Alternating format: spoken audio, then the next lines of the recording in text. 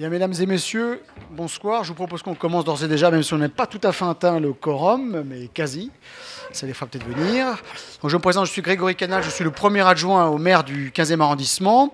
Et je suis là ce soir parce que ce soir il y a un petit changement quand même d'institution, on va dire ça, parce que dans votre conseil de quartier, jusqu'à présent, le représentant du conseil municipal, parce que vous savez que dans chaque conseil de quartier, il y a un représentant de la majorité du 15e arrondissement qui est chargé de répondre aux diverses questions qui pourraient survenir lors de ces conseils de quartier. D'ailleurs, moi j'ai connu une époque où moi-même j'étais président de ce conseil de quartier. À l'époque, c'était les élus. Brigitte Ray, d'ailleurs, était déjà là à mon époque. C'était les élus qui étaient présidents, et donc on a choisi, par un souci de démocratisation accrue, de laisser la présidence au collège des habitants. Donc jusqu'à présent, vous aviez une jeune conseillère de quartier qui s'appelait Marion Pariset, qui assurait la présidence depuis déjà 4 ans, et qui a dû, pour des considérations professionnelles, des opportunités professionnelles et personnelles, quitter la ville de Paris, et même quitter le territoire national, parce qu'elle évolue maintenant à l'étranger, pas trop loin, pour ceux qui le savent, elle est en Suisse, dans des institutions internationales. Donc nous lui souhaitons une bonne poursuite, et nous avons élu plutôt au sein de notre conseil municipal ma collègue Ségolène Fouché, qui est donc une jeune élue, parce qu'elle débute tout juste son mandat. Elle a le privilège d'être jeune, mais également de venir du secteur privé. Ça ne fait pas de mal, parce que c'est donc, elle a quand même évolué dans une vie qui n'est pas une vie administrative, comme certains d'entre nous ont le bonheur d'évoluer, mais ça lui donne un regard un petit peu différent sur les institutions, sur les politiques publiques qui sont conduites par la mairie de 15e et par la mairie aussi de Paris. Et c'est une élue très engagée, est avocate de formation. C'est une femme qui évolue fortement dans le tissu associatif, qui connaît aussi le bénévolat de manière très forte depuis de nombreuses années d'ailleurs. Je ne voudrais pas dire de sottises, mais il me semble que depuis 4-6 ans, tu évolues dans une association du 15e arrondissement. Tu pourras certainement dire un mot pour te présenter. Et donc, elle représentera la voix de la mairie du 15e arrondissement au sein de votre conseil de quartier, ce qui ne retire rien aux compétences, évidemment, de votre président de conseil de quartier, et encore moins davantage aux membres du conseil de quartier. Mais je tenais, au nom du maire Philippe Goujon, qui n'a pas pu être présent ce soir, qui lui-même est retenu pour d'autres considérations municipales, à assurer l'installation donc de Ségolène ici dans ce quartier qui est ce quartier très agréable. Moi, je l'ai présidé pendant 4 ans. Je n'y ai pas vécu, malheureusement. Je suis dans un autre quartier, moi, du 15e arrondissement, plus à l'est, on va dire. Mais c'est un quartier où il fait bon vivre, où généralement l'ambiance est toujours très bonne et très conviviale. Donc je lui souhaite une pleine réussite dans l'exercice de ses futures attributions. Merci beaucoup. Oui, effectivement, j'ai eu la chance de rencontrer un certain nombre d'entre vous à la réunion préparatoire, mais effectivement, je prends mes fonctions. Donc, petit à petit, je vous rencontre. Je rencontre aussi les membres qui font la vie de ce quartier. Et c'est avec joie que je me rends compte à quel point Grégory a raison en me disant que c'est un quartier où il fait bon vivre, parce que vraiment, vous avez de nombreuses associations qui font vivre le quartier et de nombreuses activités. Personnellement, donc, comme l'a dit Grégory, je suis avocat, et donc à côté, j'ai la chance de pouvoir être à la mairie du 15e et de m'occuper donc de ce quartier, mais également du quartier Citroën-Boussicot. On va peut-être rapidement commencer sur la première présentation. Alors, juste avant de passer la parole, je propose aujourd'hui d'inverser un petit peu l'ordre du jour exceptionnellement, parce que l'un des orateurs n'est pas encore arrivé, un petit peu de retard, bloqué dans la circulation parisienne. Donc je vous propose... Ah bah non, il arrive tout juste. Anthony Samama, qui est donc l'adjoint à la sécurité de la mairie du 15e arrondissement. Je profite aussi pour faire une petite incise. Vous savez que le bizutage est interdit en France, c'est vrai, mais il n'en demeure pas moins qu'il faut... C'est bien, il y a des déclaratifs, il faut le prouver, mais il faut aussi l'éprouver. Donc elle a une adresse mail, elle est disponible H24, il ne faut pas hésiter à la solliciter. Elle est là pour répondre à toutes vos questions pendant le conseil de quartier, mais aussi en dehors du conseil de quartier. C'est elle qui assure la continuité de service public. Donc n'hésitez pas à votre banqueur. Et donc Anthony, on suggérait peut-être de faire avancer le budget participatif avant la sécurité, sauf si tu es prêt, on peut commencer par la sécurité. Voilà. Et bien voilà, je propose donc finalement de laisser donc le budget participatif en premier, et ensuite je céderai à Ségolène, la présidente.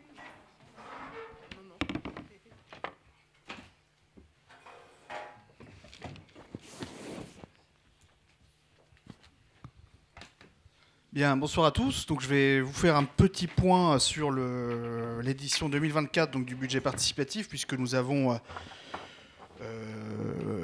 choisi les budgets qui allaient être préparés donc, pour l'année 2025 et au-delà, suite à l'édition du vote en octobre dernier du budget participatif. Quelques rappels de calendrier pour que vous resituiez les dernières étapes par lesquelles nous sommes passés. Donc nous avions la phase de vote début septembre jusqu'à la fin du mois, pour laquelle vous avez été un certain nombre dans le 15e à participer, je vais y revenir. On a ensuite eu l'annonce officielle des lauréats du budget participatif, donc mi-octobre, et les prochaines étapes immédiates, c'est le vote en conseil d'arrondissement et au conseil de Paris, qui permet en fait tout simplement de geler les crédits pour être sûr qu'ils soient affectés aux projets qui sont choisis, puisque les crédits ne sont pas débloqués immédiatement. On attend évidemment que les phases d'études plus détaillées soient réalisées pour avoir les estimations finales, hein, puisque pour les projets qui vous sont proposés, il y a une première étude qui est faite par les services techniques, qui ensuite, une fois que le projet est choisi, fait les études les plus détaillées, ce qui permet, je dirais, de moduler à la hausse ou à la baisse le prix final, enfin le coût final des différents projets. Et puis ça permet aussi, la question a été posée dans un autre conseil de quartier, qu'est-ce qui se passe par exemple l'année prochaine au budget participatif si on a un projet qui est sélectionné et puis qu'on a un changement de mandature qui fait qu'il y a peut-être d'autres orientations.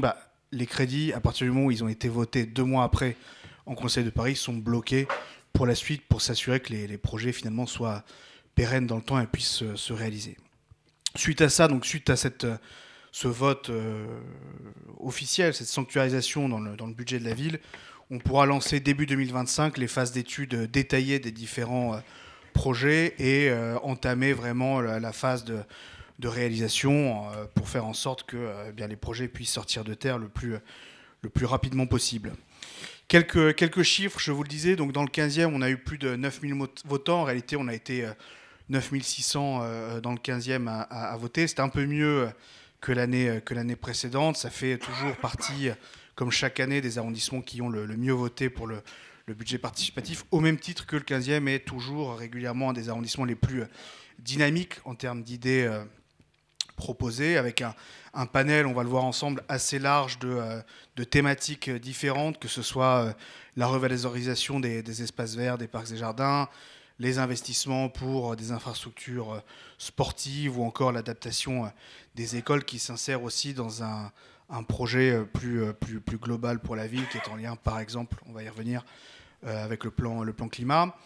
On avait 20 projets qui avaient été soumis au vote donc début septembre, suite à une phase d'études qui avait été conclue au mois de juin par une commission ad hoc qu'on a tenue en mairie du 15e qui réunissait les services techniques, des représentants de la maire de Paris, le maire et moi-même pour finalement faire les derniers arbitrages et choisir les projets qui allaient être soumis au vote en fonction de leur recevabilité technique, hein, puisqu'on essaie de prendre en compte les différentes contraintes qui s'imposent pour essayer de maximiser, on va dire, le taux de réalisation des projets qui sont choisis. Et comme chaque année, on a une enveloppe qui est fixée par la ville. On avait cette année, donc pour le 15e arrondissement, 7 500 000 euros prévus. Et tout ça, ça a permis à la sélection de 11 projets, dont 3, ici, il y a le chiffre 2 qui est inscrit. En réalité, il y a une coquille, c'est bien 3 projets qui ont été retenus pour le conseil de quartier Vaugirard, parc des expositions. Pas forcément des projets en entier, mais en tout cas des morceaux dans l'enveloppe budgétaire qui vont concerner directement votre quartier. Et là, on parle de 11 projets. En réalité, il y en a 10 qui avaient été retenus. Et puis, on a la faculté avec le maire, quand il y a un projet qui est un petit peu sur la tangente d'un point de vue budgétaire, c'est-à-dire quand on a atteint l'enveloppe maximale des 7 500 000 euros, quand il faut compléter sur le budget d'investissement de la mairie du 15e, on a la faculté d'arbitrage finalement avec le maire de choisir est-ce qu'on rajoute ce qui manque pour la réalisation du projet qui est en jeu. On a repêché donc un projet avec le maire qui concerne un autre quartier qui est un projet d'équipement adapté au plan climat plutôt dans le quartier Brassens. Mais donc bien 11 projets au final. Donc vous pouvez voir une carte ici. Vous le voyez, donc c'est assez épars sur le territoire du 15e. Cette année, un petit peu moins dans votre conseil de quartier, mais ça varie chaque année. C'est un petit peu finalement en fonction des aléas des dépôts de projets. Mais comme vous pouvez le voir, donc des projets assez différents. Il y a le code couleur. Alors, c'est peut-être pas trop visible de là où vous êtes, mais si ça vous intéresse, vous pourrez retrouver cette carte soit sur le site de la mairie du 15e, soit dans le journal Paris 15. On l'a publié récemment, et donc des projets, je le disais, assez différenciés. Vous avez des projets de valorisation des espaces verts, redéploiement par exemple d'équipements culturels avec l'aménagement, l'adaptation notamment aux vagues de chaleur dans les bibliothèques, médiathèques de l'arrondissement, des modernisations d'infrastructures sportives qui peuvent d'ailleurs, même si elles ne sont pas dans votre conseil de quartier, vous concerner si vous ou vos proches vont par exemple faire du sport dans les différents, je pense par exemple au gymnase Rigolo, dont on va installer par exemple un clubhouse pour accueillir les parents d'enfants qui vont s'adonner à une pratique sportive là-bas. Bref, tout un tas d'aménagements. Et pour revenir plus en détail donc, sur les 3 aménagements qui concernent votre quartier, on a d'abord un projet donc, de valorisation des espaces verts, avec ici la partie qui concerne le quartier, qui est plus concentrée sur la petite ceinture, avec tout un ensemble d'investissements sur l'installation de mobilier pour permettre notamment aux passants ou ceux qui voudraient aller s'installer, je ne sais pas, le temps d'une lecture par exemple, pouvoir se poser donc, sur la petite ceinture avec l'installation d'assises, de tables, de transats qui seront installés là et gérés donc, par le porteur de projet pour que vous puissiez vous poser sur la petite ceinture, soit que vous soyez en balade ou que vous souhaitiez y aller de manière plus ponctuelle. Ce sera peut-être aussi un espace qu'on pourra utiliser pour la fête de quartier, puisque parfois on le fait à proximité. Donc c'est donc un premier aménagement qui se fera à ce niveau-là. Et puis, il y a un gros projet. Vous savez, en fait, comme chaque année, on a énormément de projets du budget participatif qui concernent la modernisation des infrastructures sportives, puisqu'il y a un grand besoin d'adaptation de nos gymnases et de nos stades. Ici, en réalité, le projet concerne, une partie de ce budget concerne la rénovation d'infrastructures qui sont adaptées à la pratique du rugby au parc omnisport Suzanne Langlaine, notamment une remise aux normes qui fait partie d'un projet un peu plus large qui concerne aussi le basket et le foot. Mais là, pour Suzanne Langlaine, on va vraiment se concentrer sur la pratique du rugby. Je ne veux pas dire de bêtises, je crois que le porteur de projet, c'est le RCE 15 ou le club de rugby. Bon, pardon ? Non, c'est pas le Stade français, non. Donc là, grosse association de rugby de l'arrondissement.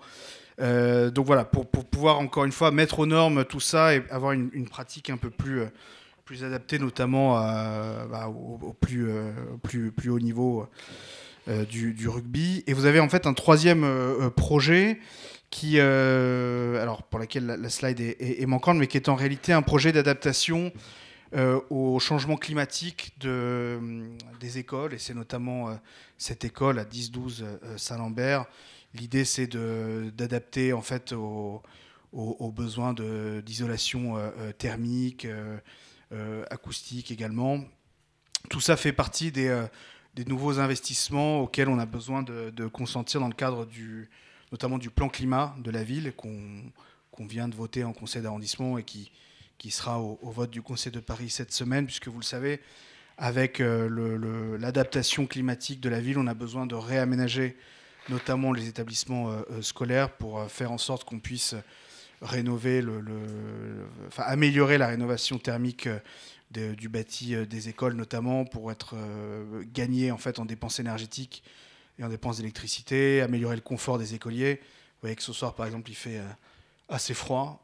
Peut-être qu'à l'avenir, on pourra gagner quelques degrés avec cette amélioration de l'isolation thermique des écoles. Tout ça pour un meilleur accueil des écoliers, qui est un investissement important et qui, malheureusement, doit passer par le budget participatif, puisque on a une situation, je dirais, financière un petit peu délicate, mais au moins ça se fait par ce biais-là, et je pense que c'est un moindre mal, voilà, qui a été déposé d'ailleurs par un membre du conseil de quartier qui est, on peut le dire, tous les parents du 15, hein, vous avez déposé ce projet-là, qui fait partie d'un projet regroupé, et donc qui fera partie de cette enveloppe avec d'autres projets qui avaient été proposés. Donc tout ça va passer, les prochaines étapes, c'est que ça va passer en commission, cette fois-ci, donc technique avec les services de la ville, qui vont vraiment étudier le chiffrage budgétaire final, pour comprendre vraiment combien ça coûte.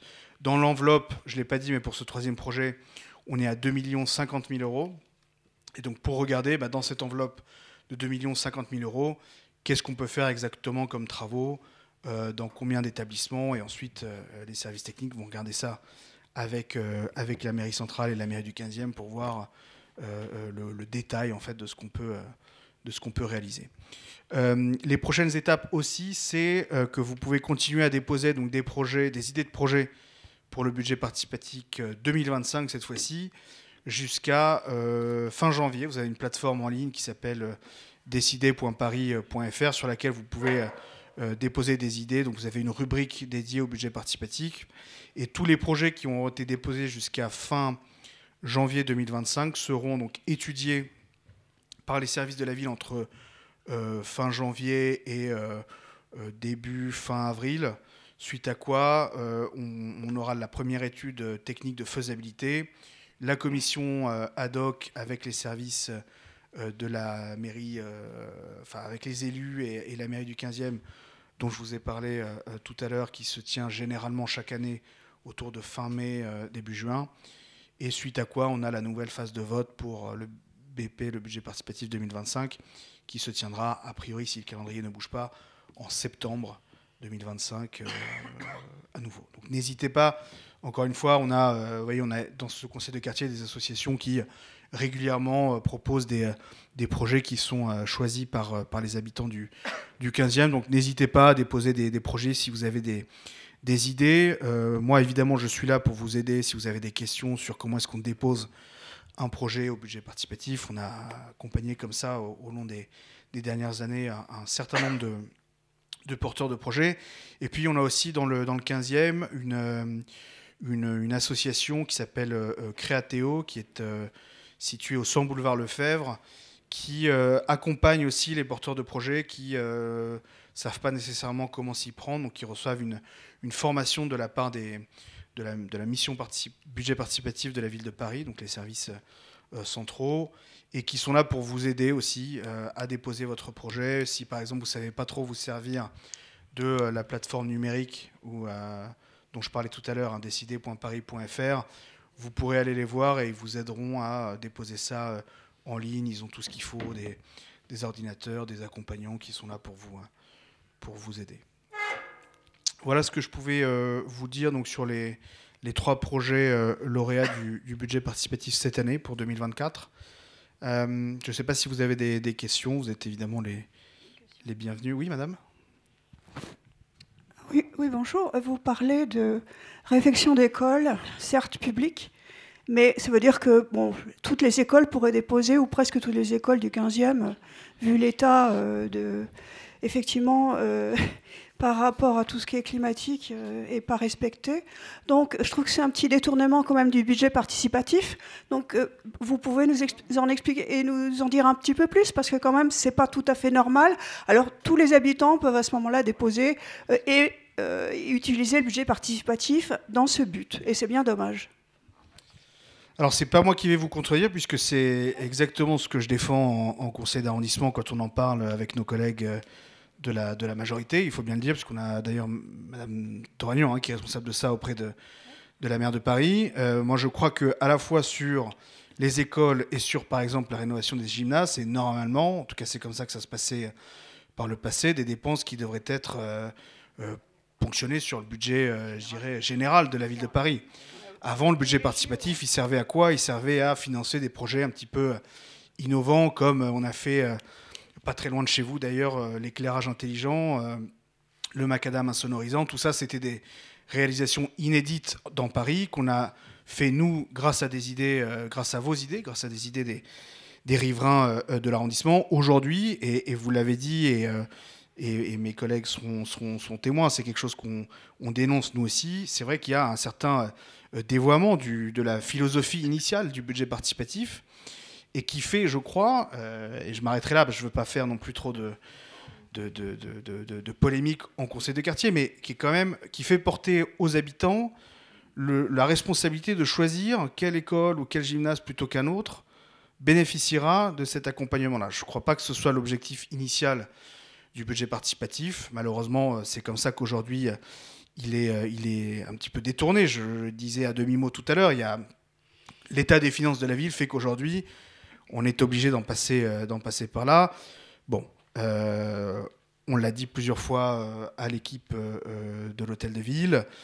La seule chose dont je me réjouis, c'est qu'au moins, des projets commencent à être fléchés sur des sujets d'importance comme le changement climatique et l'adaptation du bâti. Évidemment, il faudrait que ça aille beaucoup plus vite. J'ai parlé tout à l'heure du plan climat. On a notamment assez largement critiqué le manque de budgétisation, on va dire, du plan climat et qui traduit aussi la volonté de vouloir se déporter sur le budget participatif. Maintenant, au moins, il y a des projets qui sont inscrits au plan d'investissement de la ville par ce biais-là. C'est malheureusement un maigre lot de consolation, mais ça a le mérite d'avancer un tout petit peu. Mais je vous rejoins à 100%, même à 200%, je dirais, sur votre remarque. Où se trouve ce macadam Oui, merci. Où se trouve ce macadam insonorisant et cet éclairage intelligent? Alors le macadam insonorisant, on en a par exemple sur le quai de Grenelle, dont on vient de refaire une pause, et pour lesquels, après avoir échangé il y a quelques semaines avec des riverains des tours de Beaugrenelle, m'ont dit voir une vraie différence entre l'avant et l'après, avec c'est un vrai succès. Enfin, il y a un vrai effet perceptible par les riverains, ou qui soit d'ailleurs en termes d'élévation.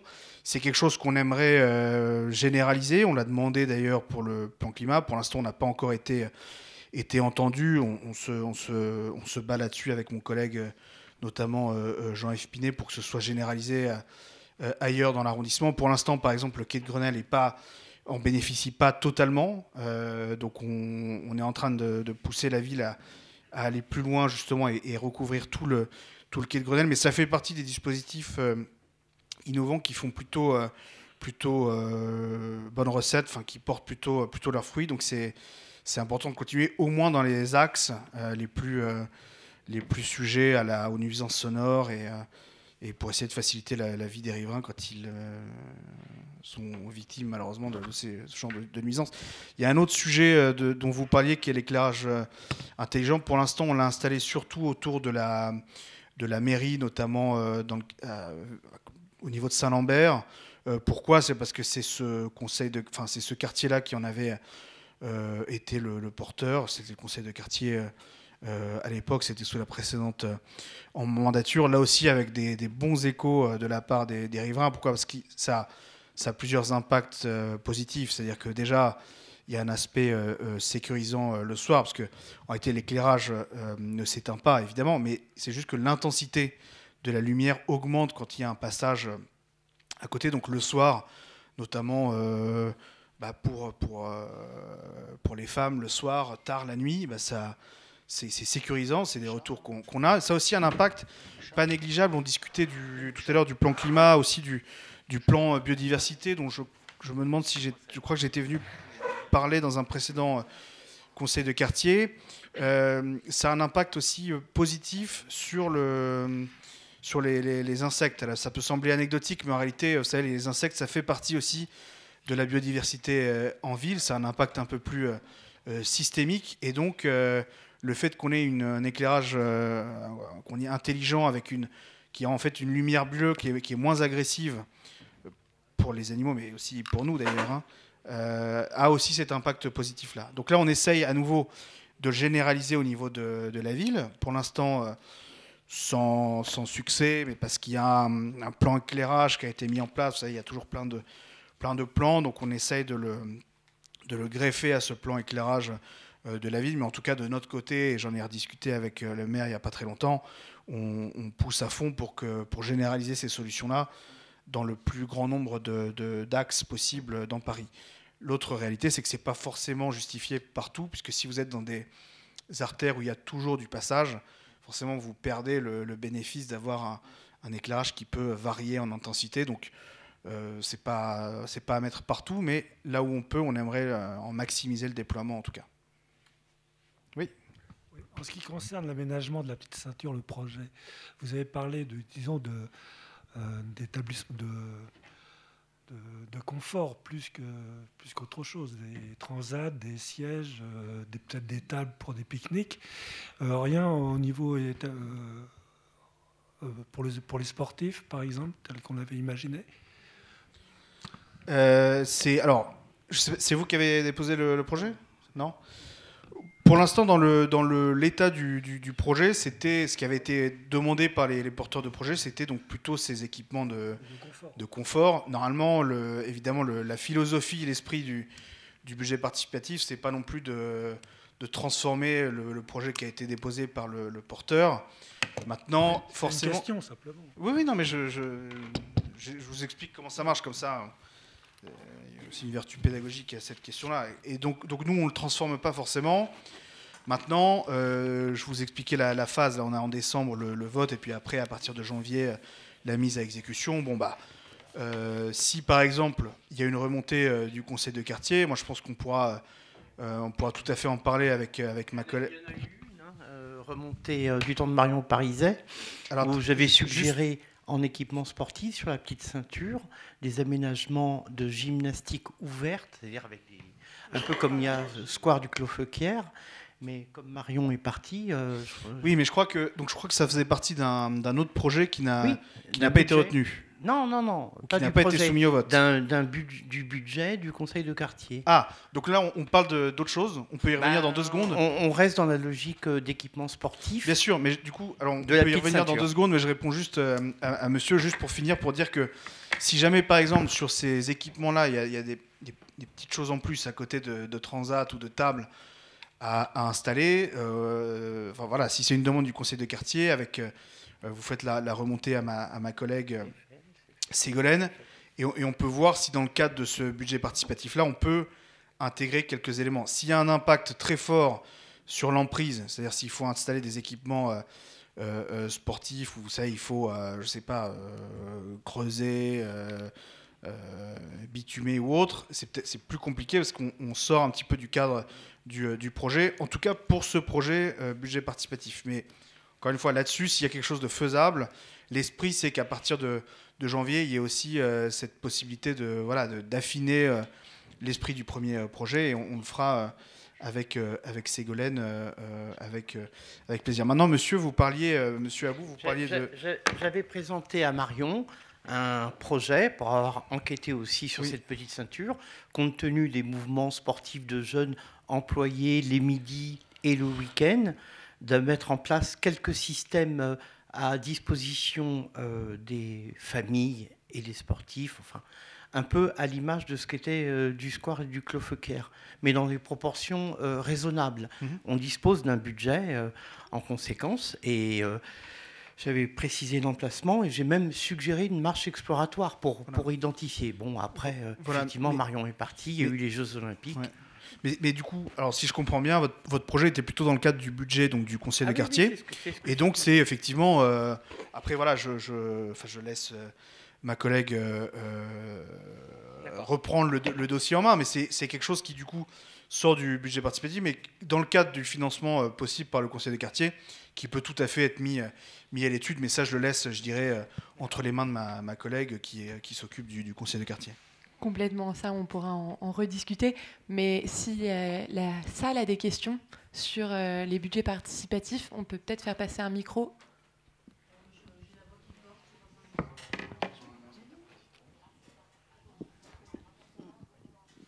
Bonjour. Concernant la petite ceinture, qu'est-ce qu'il est prévu? Parce que moi, j'ai remarqué que les ascenseurs sont restés pendant presque 1 an en panne, qui sont entièrement tagués entièrement taguées et ça sent l'urine, c'est une horreur. Donc ça veut dire que les personnes âgées à mobilité réduite ne peuvent pas aller se promener sur la petite ceinture. On pense aux sportifs, c'est très bien, je suis tout à fait d'accord, mais pensons aussi aux familles et aux personnes à mobilité réduite. D'autre part, vous voulez faire des installations, mais tous les bancs qui existent déjà sur cette petite ceinture sont entièrement tagués. L'espèce de terrasse en bois est à moitié, très abîmée. Cette petite ceinture n'est absolument pas entretenue. Donc je ne sais pas qui s'en occupe, parce que moi c'est mon premier conseil du quartier. J'aimerais savoir, parce que je le signale souvent sur l'application La Petite Ceinture. Moi je viens du 12e arrondissement où on a une petite ceinture magnifique. Formidable, vraiment exceptionnelle. Celle-ci fait vraiment pas le figure à côté. Donc voilà ma question. Qui entretient cette petite ceinture? Merci. Ouais. On peut prendre d'autres questions avant de prendre celle de s'il y a d'autres questions en tout cas. Je vois qu'il n'y a a priori pas d'autres questions, mais de toute façon sur la petite ceinture, donc c'est la DEV, la direction des espaces verts, qui s'en occupe. Si vous avez fait remonter des choses et que c'est toujours pas réglé. Oui, mais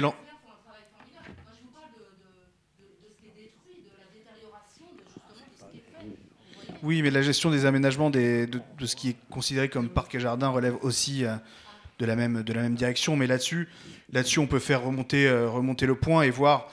Alors, si nécessaire, on peut peut-être voir si une partie de la réfection des espaces endommagés, enfin de l'équipement endommagé, peut être pris en charge dans le budget que je mentionnais, dans la proportion du raisonnable, pour pas que ça change totalement l'esprit du projet initial. Mais c'est un point important à faire remonter, parce qu'effectivement, ça sert à rien aussi d'installer des nouvelles choses si c'est pour qu'elles soient détruites. Donc en tout cas, on va faire remonter le point auprès de nos collègues de la DEV et essayer de voir pourquoi est-ce que ça n'a pas été traité et voir ce qu'il en est.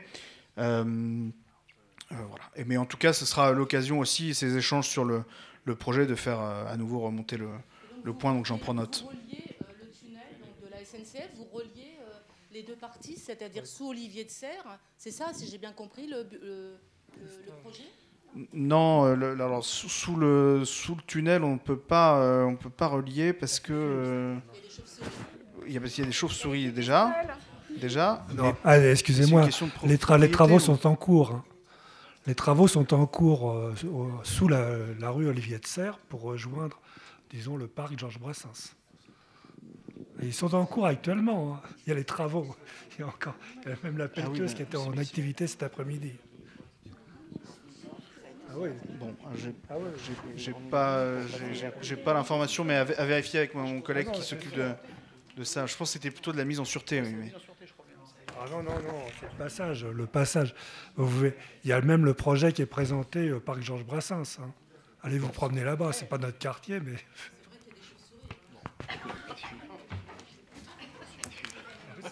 Oui. Ils ont écrit et sont ouverts, il y a des travaux dedans. Bonjour tout le monde. Alors moi j'ai une question en fait par rapport aux éclairages. Bon après je ne sais pas si ça peut être si ça peut être fait dans le cadre du budget participatif, parce qu'en fait je vis dans la rue du Colonel Piravia et en fait entre le passage d'ici les Moulineaux et de la rue du Colonel Piravia, il y a des rues en fait qui sont vraiment très sombres. Et étant donné que parfois je n'ai pas de problème contre les SCF ou machin, c'est pas ça le problème. Mais étant donné qu'il y a des personnes qui sont là parfois, du coup c'est très dangereux. Donc est-ce qu'il y a des projets en tout cas de la mairie pour pouvoir éclairer en fait certaines rues qui sont très sombres et où les personnes peuvent être agressées ou pas du tout? Parce que je sais que il y a Nestlé à côté, donc je ne sais pas si c'est la propriété de Nestlé ou si c'est la responsabilité de cette entreprise-là. Donc comment faire en général si, par exemple, dans le quartier, on remarque qu'il y a des rues très sombres? Est-ce qu'on doit faire remonter ça à la mairie ou est-ce qu'il y a des projets en cours? C'est juste pour avoir des informations par rapport à cela. Alors, est-ce qu'on parle d'éclairage public installé mais en panne ou non, qu'il y a un problème d'installation d'éclairage à cet endroit-là. En fait, il n'y a pas d'éclairage, et c'est pas vraiment une rue, c'est pas vraiment une rue, c'est plus un passage, mais qui est souvent emprunté par les gens quand ils rentrent chez eux. Mais c'est très très très sombre en fait. Et du coup, les gens peuvent potentiellement se faire agresser. Et la dernière fois, il y a une personne aussi qui s'est installée là, et qui était vraiment là, quoi. Donc ça peut être dangereux, d'autant plus qu'il y a une résidence étudiante à côté. Donc ce sont de jeunes personnes qui rentrent chez elles parfois. Donc bon, moi je fais remonter ça parce que je vis dans la rue. Donc voilà. Si on peut mettre peut-être pas un lampadaire, mais au moins, je sais pas, peut-être de l'éclairage. Enfin, vous venez de parler de ça tout à l'heure, c'est-à-dire qui s'active quand les personnes passent. Je pense que ce serait mieux, hein, parce qu'il y a vraiment des personnes parfois qui s'installent là-bas et quand on passe, on a très peur. Hein. Alors, on a un collègue qui s'occupe de ces sujets de voirie. Moi, ce que je vais faire, c'est que je vais lui faire remonter le sujet. Il y a un plan éclairage à la ville auquel on peut notamment demander d'inscrire ce genre de choses. Voilà, je vais faire remonter le point avec lui. On va regarder pourquoi il n'y a pas d'éclairage à cet endroit-là, ce qui est faisable, parce que c'est une question de propriété, parce qu'il y a beaucoup de bureaux, vous l'avez dit, il y a Nestlé là-bas, est-ce que c'est une question d'emprise ou quoi, mais en tout cas, je prends le point de lui faire remonter ce sujet-là, et puis au nom du conseil de quartier, et puis on sort un peu des projets budget participatifs qui ont été choisis cette année-là, mais s'il y a, voilà, enfin, en tout cas, je fais remonter le point, et puis pour l'éclairage intelligent, ça pourra faire l'objet, par exemple, peut-être d'un prochain dépôt, ce qui n'a rien à voir avec le fait d'installer l'éclairage, hein, mais l'équiper avec ces nouveaux dispositifs peut faire l'objet d'un prochain budget participatif, par exemple, si ça vous intéresse. Oui, monsieur. Elle est sur ici. Ah, bon, bah... Mais en revanche, ce que je vais faire, c'est que on va voir avec notre collègue qui peut voir avec notre interlocuteur côté ici les Moulineaux pour évoquer le sujet et voir ensemble si on peut... quelle solution on peut trouver. Dans le cadre du troisième projet adopté d'adaptation au changement climatique de Saint-Lambert, est-ce que vous pouvez bénéficier des aides de l'État dans l'esprit rénovation énergétique, accompagnement, subvention? Est-ce que c'est possible ou pas? Puisqu'on parle d'adaptation et d'amélioration climatique du système scolaire et finalement d'obtenir une certaine assurance que quand il fait chaud, tout va bien, quand il fait froid, tout va bien. Mais l'État peut intervenir ou pas dans votre accompagnement sur le plan budgétaire, un peu comme un particulier ou une copropriété à titre privatif, non? Ça c'est pas envisageable, ça? Non, alors, enfin là on parle de budget d'investissement de la non, mais ville. du projet. Moi je parle du projet adaptation au changement climatique des écoles. Oui, mais donc en fait les projets du budget participatif comme celui que vous mentionnez en fait sont ensuite intégrés, planifiés dans le budget d'investissement de la ville de Paris, et donc ensuite font l'objet d'un investissement de la ville. Pour être très honnête, est-ce que dans ces cas-là, la ville bénéficie d'un accompagnement supplémentaire de l'État? Je serais bien en peine de vous répondre, mais c'est un bon point, je me renseignerai. Mais je pense pas. Hein. Je pense qu'aujourd'hui, chaque ville gère son budget d'investissement, même sur les sujets climatiques, et les aides de l'État sont plutôt à destination des particuliers, mais à clarifier, je regarderai. Oui. Oui, je voulais aussi rebondir sur la partie qui était mal éclairée autour du colonel Piravia. La partie entre l'Aqua Boulevard et la rue du colonel Piravia, on ne voit pas du tout la piste cyclable. En fait, elle se confond complètement. Et avec les feuilles d'automne, on ne voit rien. Et souvent, on se fait attraper par un cycliste. Donc, est-ce qu'on pourrait faire quelque chose? Mettre les icônes, enfin les logos qui sont sur les pistes un peu plus visibles. Un séparateur, ce serait du luxe, mais au moins une couleur, mais qu'on voit bien que ce n'est pas le trottoir qui s'étend sur toute la surface, qu'il y a bien une piste cyclable. Parce que c'est vraiment dangereux, il y a beaucoup de gens c'est vraiment un lieu de passage. Merci.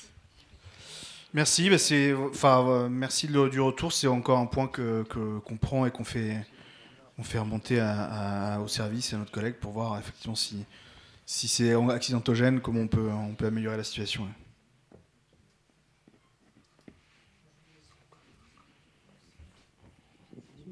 Moi, je reviens aux aménagements sportifs. Je voulais savoir quand est-ce que vont être restaurés les tennis, par exemple, qui sont dans un état lamentable. Il y en a 2 qui sont impraticables, déjà. Par ailleurs aussi, le panier de basket qui est mis sur le terrain, enfin là où il y a le fronton à côté du tennis, aussi empêche les jeunes, justement, de s'entraîner. Parce qu'on ne peut pas concilier basket, ballon de basket et tennis, à mon avis, raquette de tennis.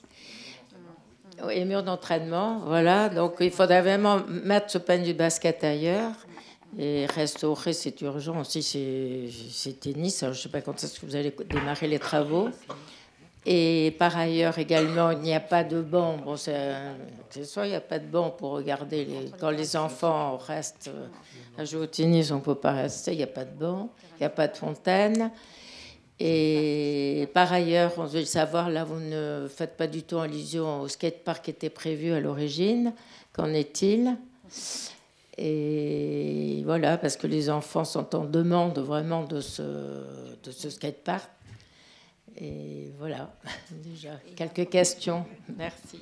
Et il y a aussi un problème de sécurité pour les enfants, parce que le terrain central d'athlétisme, il y a un grillage, avant il n'y en avait pas, il y a un grillage maintenant, et en plus il est végétalisé, ce qu'on appelle végétalisé. Le problème, c'est que quand les gamins passent entre le terrain de foot et le terrain central, il y a souvent des bandes et ils se font agresser. Et là, on ne voit pas, parce que maintenant, il y a un mur de végétation. Donc c'est dommage, parce que c'est vraiment un problème de sécurité, là, pour les jeunes. Merci. Très bien. Alors, sur le calendrier des réalisations des travaux de la direction des sports, de la DGS, je vais être honnête avec vous, j'ai pas le calendrier des travaux avec moi, parce que moi, je suis venu vous parler des projets du budget participatif. Là, on sort un tout petit peu de ce cadre-là. Encore une fois, c'est un point que je prends. Je vais faire redescendre ensuite à ma collègue Ségolène Fouché, et puis qui pourra refaire circuler au conseil de quartier l'information. Je note toutes ces questions assez techniques, mais qui sortent un petit peu de l'ordre du jour, et pour lesquelles, pour être honnête, je n'ai pas le calendrier des différents services techniques là avec moi. Mais ça fait partie, comme les autres points, de ceux que je note et qu'on vous fera redescendre.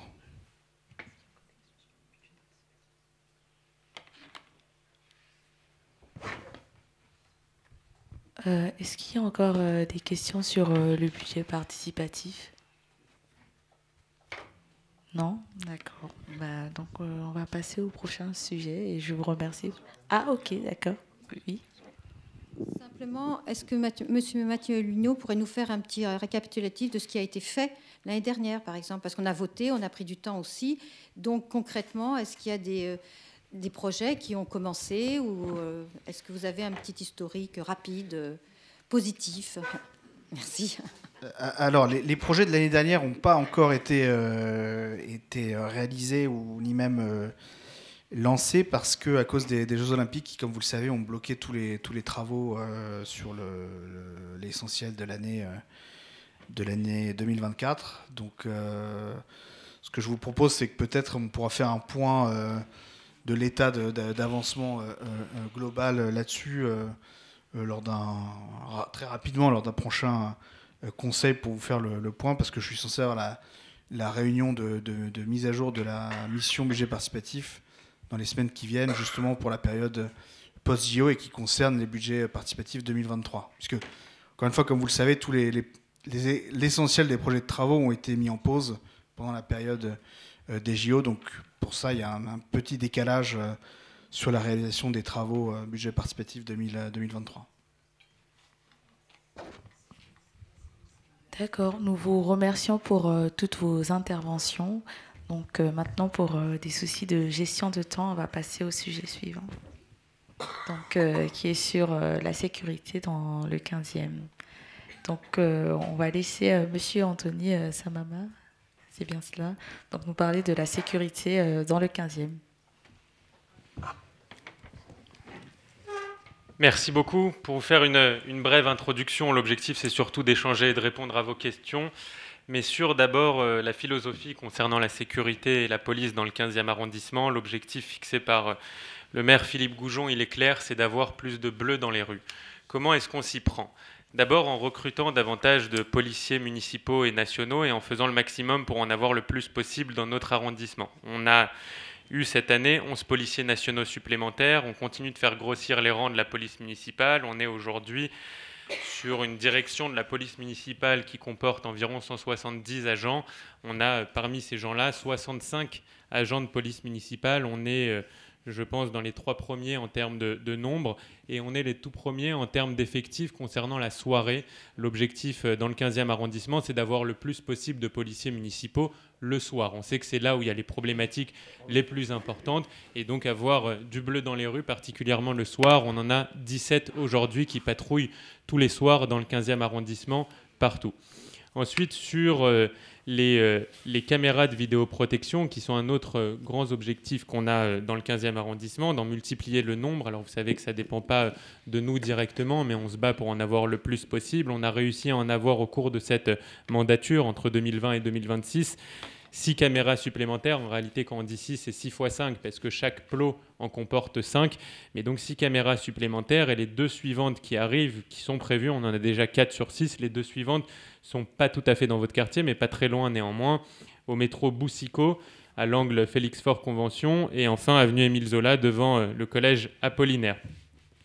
Enfin, le 3e point concernant les chiffres et les interventions de la part de la police, pour effectivement vous prouver qu'on arrive à intervenir grâce aux bleus supplémentaires dans les rues. D'abord, de la part de la police nationale sur les 10 premiers mois de l'année, entre janvier et le 31 octobre 2024. On a une délinquance générale qui est stable. On est à plus 0,02%, c'est-à-dire 3 fois rien. On a des atteintes aux biens qui ont baissé de 5,4%, dont des cambriolages qui ont baissé de 8%. Ça a été une des grosses problématiques qu'on a rencontrées cette année.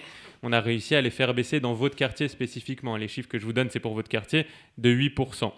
L'action des effectifs de police nationale a fortement augmenté. Il y a eu plus 40% d'arrestations et d'amendes forfaitaires délictuelles, qui sont des amendes dressées par les policiers nationaux pour des jeunes qui sont en train d'occuper illégalement un hall d'immeuble, ou qui sont en train de consommer des produits stupéfiants, ou qui se baladent avec des couteaux dans les poches. Plus 40% des arrestations et des amendes forfaitaires délictuelles dressées par les effectifs de police. Ce qui prouve effectivement qu'il y a une hausse des actions, notamment contre la lutte contre la consommation de stupéfiants, plus 24% d'affaires précisément dans les actions de lutte contre les stupéfiants, ce qui prouve qu'on conjugue les deux, une délinquance stable et en même temps une hausse des interpellations, une meilleure efficacité de la part des services de police nationale.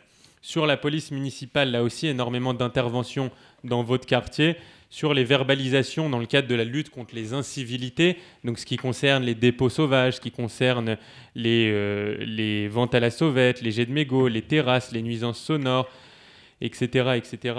Il y a eu 2 interventions, 2 PV de verbalisation dressés par jour. Il y en a eu 600 sur les 10 mois de l'année, les 10 premiers mois de l'année, ce qui fait 2 par jour. Sur les verbalisations dans le cadre de la régulation des déplacements, sur le stationnement gênant, les 2 roues sur le trottoir, la conduite sur les voies de bus, les pistes cyclables, etc., les trottinettes qui conduisaient n'importe comment.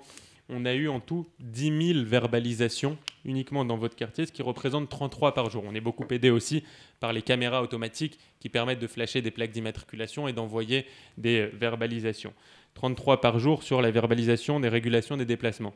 Petite parenthèse là-dessus, notre priorité, notre objectif numéro 1, c'est effectivement que les verbalisations permettent d'abord et avant tout de réguler l'espace public, et notamment permettent une meilleure coordination entre les vélos, les piétons et les voitures. C'est bien de mettre des amendes contre les voitures, mais il y a aussi les vélos qui conduisent, pardon de le dire, mais n'importe comment, qui brûlent tous les feux. Il n'y a pas un vélo aujourd'hui dans Paris qui respecte les feux rouges et qui conduisent sur le trottoir, sur les pistes cyclables en brûlant tous les feux, etc. Donc nous, on met une priorité à effectivement dresser des contraventions contre les vélos.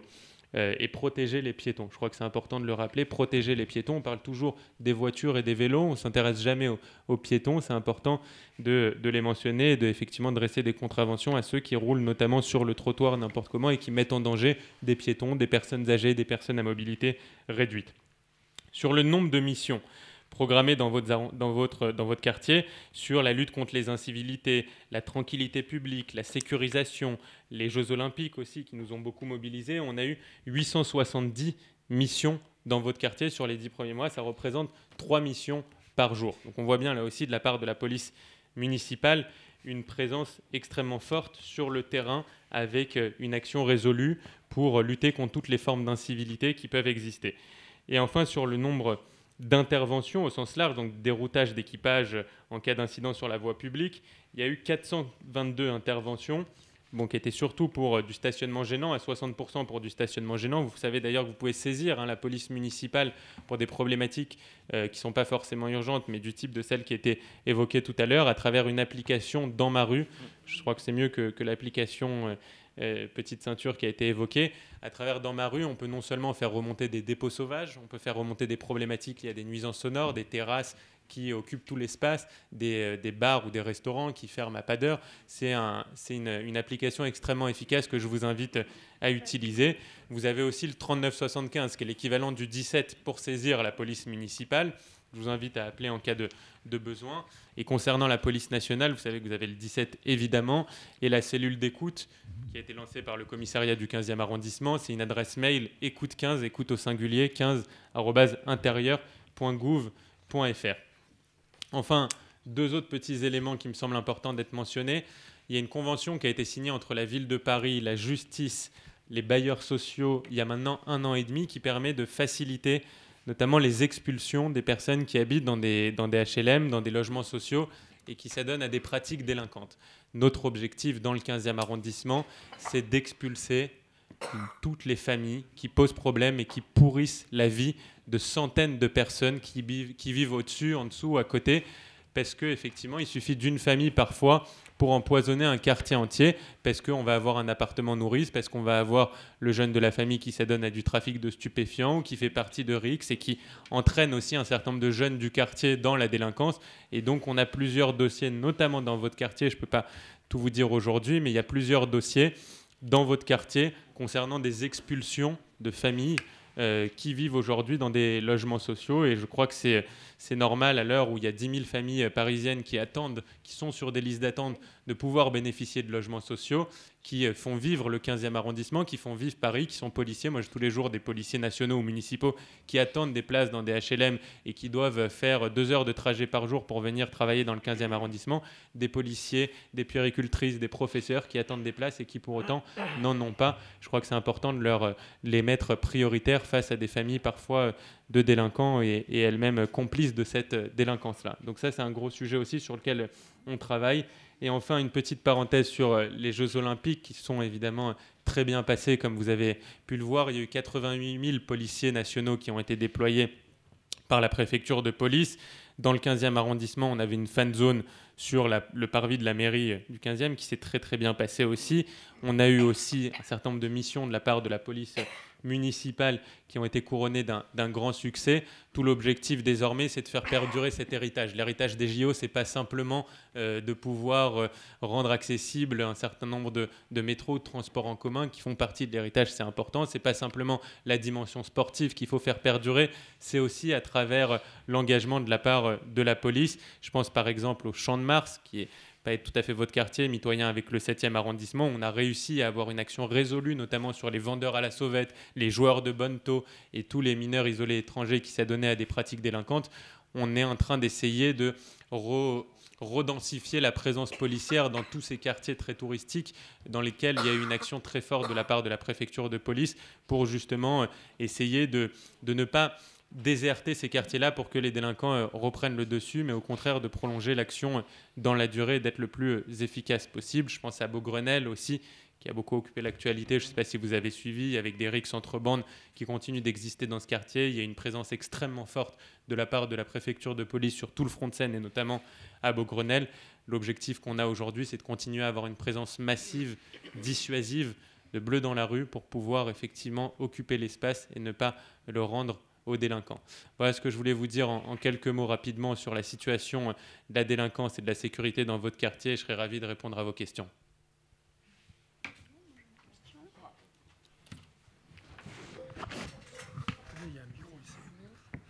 Voilà. Oui, c'est bon. Oui. Alors, moi j'ai une question. Est-ce que vous êtes au courant qu'il y a des points de distribution, entre guillemets, dans la rue de la Croix-Niver, à la hauteur du 225 et du 238 rue de la Croix-Niver. Régulièrement, on passe par là avec mon mari, que je sois seule ou avec mon mari, on remarque à la tombée de la nuit, alors pas tous les soirs, mais tous les soirs. Ah bon, bah alors, donc, bon. Mais non, nous, comme on ne prend pas cette rue tous les soirs, voilà. Donc ça, c'était une chose. Alors, le problème, c'est qu'il ne faudrait pas que ça devienne une institution, entre guillemets, et qu'ensuite ce soit vraiment très difficile de l'éradiquer. Et ma deuxième question, c'est qu'est-ce qu'on peut faire contre les fouilles de poubelles jaunes ? Parce que, bon, régulièrement, il y a des personnes précaires qui viennent fouiller dans les poubelles jaunes. Alors moi, ça ne me dérange pas. Ce qui me dérange, c'est qu'on puisse prendre des papiers avec des noms de... Puisque quand on jette le papier dedans, où il y a figurent les noms de personnes, etc.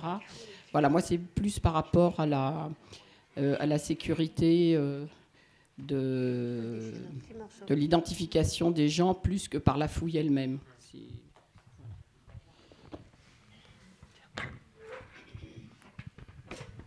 Merci. Sur ces deux questions, d'abord sur l'épicerie au 238 rue de la Croix-Niver, Abisha, je crois qu'elle s'appelle Abisha, voilà, qu'on connaît parfaitement, sur laquelle il y a eu énormément d'opérations de police. Notamment il y a un an, la situation s'est un petit peu calmée ensuite, puis ensuite ça a repris quelques mois après, environ 6-7 mois après. Il y a plusieurs actions qu'on mène. D'abord, de la part de la police municipale, il y a des actions qui sont quasiment hebdomadaire là-dessus pour les faire partir. Simplement, on agit de manière conjoncturelle à cette problématique. Et l'objectif, c'est de répondre au fond du problème. Mais néanmoins, c'est utile et je pense qu'il faut continuer à les déranger, si j'ose dire, un maximum. La deuxième chose, police nationale. On a évoqué l'amende forfaitaire délictuelle. C'est ce nouvel outil qui est aujourd'hui à la disposition des policiers nationaux qui leur permet de frapper au portefeuille tous ces jeunes qui s'adonnent notamment à de la consommation de produits stupéfiants. On va se dire les choses franchement, qu'est-ce qui se passait avant quand un policier voyait un jeune qui avait un joint dans la main et qui était en train de fumer, qui n'avait pas grand-chose sur lui, qui n'était pas un dealer, mais plutôt un consommateur? Deux solutions. Soit ce jeune était amené au poste de police, il passait en garde à vue, il y avait un officier de police judiciaire qui l'entendait, et ensuite le jeune était présenté à un juge. C'était extrêmement long, ça embolisait les services à la fois de police et de justice pour derrière une peine qui était minime, voire inexistante. Au mieux, un rappel à la loi. Aujourd'hui, et donc ce qui se passait en réalité, c'est que dans la plupart des cas, les policiers disaient aux jeunes « il faut jeter ton joint », le jeune jetait son joint et il partait.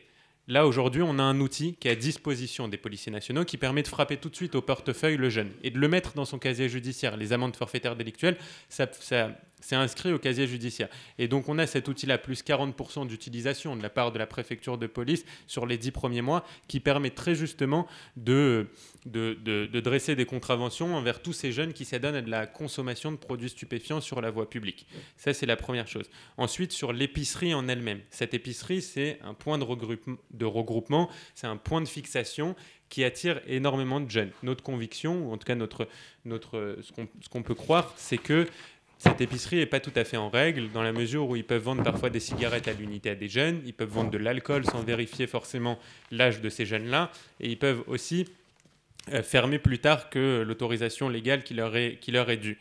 On a demandé avec le maire Philippe Goujon plusieurs fois la fermeture administrative de cette épicerie. Il y a eu, je crois, sur les 2 dernières années, 3 demandes de fermeture administrative. Malheureusement, ça ne dépend pas que de nous, ça ne dépend pas de la mairie du 15e. On n'a pas été suivi toujours par la préfecture de police parce que des enquêtes sont menées et il se trouve qu'il n'y a rien qui peut justifier, on est dans un état de droit quand même, il n'y a rien qui peut justifier la fermeture administrative de cette épicerie. Vous inquiétez pas, on va continuer aussi longtemps que nécessaire. Notre objectif, il est clair. C'est le cas de cette épicerie, mais je peux vous dire que ce n'est pas la seule dans le 15e qui pose problème. On avait réussi il y a quelques années à obtenir une fermeture administrative de 12 jours, je crois. Ça avait permis de calmer les choses, mais là, ça fait plusieurs fois qu'on demande, et malheureusement, on n'est pas suivi. Donc on essaye d'agir sur ces 2 leviers-là, à la fois conjoncturel, essayer de déranger un maximum les jeunes et faire intervenir le plus possible la police, et structurel, avec ce point de fixation qui est aujourd'hui l'épicerie. Moi, je vous invite du fond du cœur à appeler le plus possible le 17. Aujourd'hui, on a des opérations d'initiative, c'est-à-dire des demandes qui sont faites à la préfecture de police d'envoyer régulièrement, mais un peu au hasard, des policiers pour surveiller l'activité autour de cette épicerie. Il se trouve qu'une fois sur 2, quand ils arrivent, c'est le mauvais moment, parce qu'on tombe le mauvais jour, parce qu'on arrive trop tôt ou trop tard, etc. Ce qu'il faut... Comment ? il y a des guetteurs qui peuvent prévenir les jeunes, exactement, qui peuvent prévenir les jeunes en disant il y a la police qui arrive, il faut partir. Donc quand on arrive, chou blanc.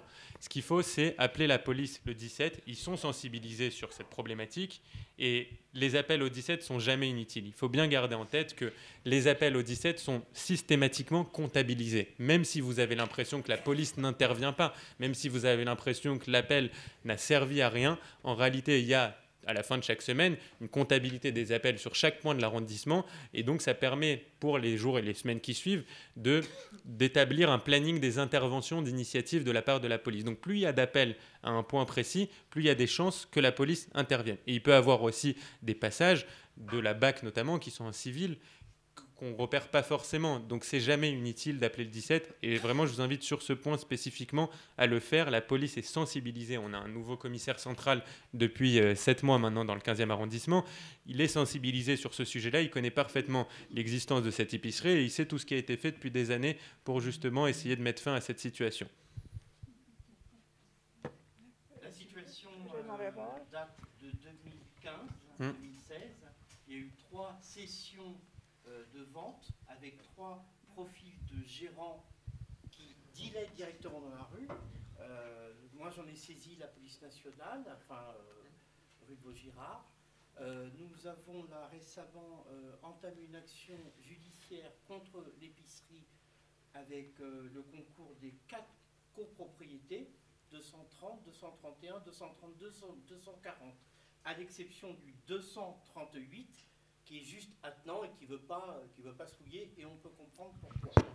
Maintenant, ce cirque dure depuis des années avec des générations de personnes qui, l'été, avant de partir quelque part, monnaient en pleine rue la ville, et qui polluent de façon sonore et dangereuse ce quartier-là, sachant que la journée, il se trouve square du Clos-Feuquier, aux équipements sportifs. Aux équipements sportifs. Je peux vous le dire, parce que le quartier, depuis 2006. Avant, j'étais rue des Favoris. Effectivement, quand on appelle la police nationale, je reconnais, ils interviennent. Quand on appelle la police municipale, ils interviennent via le 3975 jusqu'à une certaine heure, manque d'effectifs. Et la question que me posent, par exemple, les gens de la police nationale, ils sont combien dans la rue? Ils sont montés à plus de 25 un soir, il y a quelques semaines de cela. 25. Et comme la pizzeria est à côté, on mange dans la rue. Renseignez-vous auprès des services de propreté, vous verrez, c'est un vrai bordel. Mais le bruit dure jusqu'à 2-3 heures du matin, et ça deal, et ça pompe du protoxyde d'azote. Enfin, je veux dire, mais ça date de 2015-2016. Vous avez été saisi, et c'est très insécurisant. On va relancer des opérations sur ce point. Pour vous dire un mot sur l'intervention de la police municipale, elle intervient à tel point qu'il y a un policier municipal qui a été blessé en intervention, qui s'est fait agresser, qui a été déposé plainte au commissariat rue de Vaugirard. C'est pour vous dire qu'on sait la gravité et le danger des jeunes qui sont en face, et on intervient, et quand on intervient, c'est pas pour leur dire « Excusez-moi, est-ce que vous pouvez circuler ?» L'équipe du soir qui intervient, là en l'occurrence c'est l'équipe de soirée, je peux vous dire pour les connaître un peu et tourner régulièrement avec eux, qu'ils connaissent ce sujet-là, ils connaissent ces jeunes-là, et ils interviennent avec force et conviction. Mais on va relancer les interventions sur ce point, et encore une fois, appeler aussi souvent que nécessaire le 3975 et le 17. Je crois qu'il y avait une question de ce côté-là, madame. Ouais, moi j'avais une question par rapport à ce que vous disiez au sujet de déloger des gens qui sont dans des familles délinquantes. Bon, alors est-ce que c'est toute la famille qui est délinquante? C'est un petit peu étonnant quand même. Et vous les relogez où et comment? D'autre part, vous parlez d'attribuer des logements sociaux aux gens qui sont à 2 heures de Paris parce qu'ils ont des métiers effectivement en tension. Bon, il y a aussi des habitants de Paris qui attendent depuis 20 ans un logement social, donc eux vont être obligés de partir à 2 heures de Paris. Il y a quand même un petit problème, en particulier sur la limitation du coût des loyers. Alors, effectivement, bon, la ville de Paris, pour l'instant, gère cette limitation des loyers comme elle peut. même si ce n'est pas le cas dans tous les domaines. Donc là voilà, ça serait aussi une façon de faire un petit peu de pédagogie et de limiter et de contrôler ce que font les propriétaires. Et d'autre part, oui, bien sûr, hein, d'autre part, donc on parlait vous parliez Madame, de la... excusez-moi. Pardon ? C'est de ce côté. Excusez-moi. En fait, là, le débat, il est sur la sécurité. Oui, justement, je continue sur le débat. D'accord. Donc, vous disiez que oui, là, c'était sur la sécurité. Donc, vous parliez d'évacuer des gens qui étaient dans des logements sociaux et dont une partie de leurs membres étaient délinquants. Hein, donc je suppose qu'ils sont jugés pour ça avant que vous les évacuiez. Bon.